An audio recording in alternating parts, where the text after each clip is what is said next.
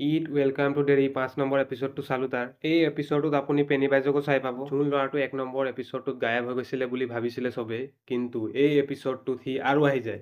আগৰ এপিছডটো চাইছিলে যোন লগৰবোৰ আছিলে তাৰ চব লগৰবোৰ এটা জেগাত মিট আপ কৰে। সেই জেগাটোতে চব লগৰবোৰ তাত মিট আপ কৰিব যায়, তাতেই তাক সেই ল'ৰাটোক লগ পায়। সেই ল'ৰাটো কেনেকা বাচি আহে চব লগৰবোৰক কৈ দিয়ে। তাৰ পিছত য'ৰ পৰা সেই ল'ৰাটো আহিছে ডাৰ্ক চাইড অফ ডেৰি, কিবা এটা কাৰণ কৈ পিনে চব লগৰবোৰক লৈ যায়।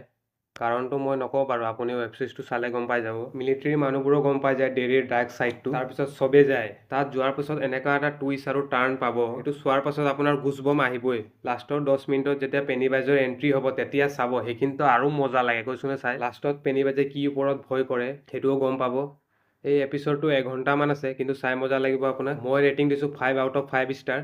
ভিডিঅ'টো এণ্ড কৰাৰ আগত আপোনাক এটা নিউজ দি দিছোঁ। আপোনালোকে ৰাজশাসন মুভিটো চাইছিলে, সেই তাৰে হিৰোটো নতুন এটা মুভি বনালে। সেই মুভিটো ৰিলিজ হ'ব 28 নৱেম্বৰ দিনা। সেইদিনা ধনুষৰো মুভি এটা ৰিলিজ হ'ব বাৰু। মুভিটোৰ নাম আৰিয়ান। মুভিটো ৰাজশাসন টাইপৰে হ'ব বুলি কৈছে। ট্ৰেইলাৰটো চাই একদম মজা লাগিলে। এতিয়া কেনেকা হয় মুভিটো চালে গম পাম। 28 তাৰিখে ৰিভিউ আহিব, সেইটো কাৰণে চেনেলটো ছাবস্ক্ৰাইব কৰি ল'ব। মইতো চামেই এইটো। আপোনাক ৰাজশাসন মুভিটো ভাল লাগিলে নাই কমেণ্টত জনাব।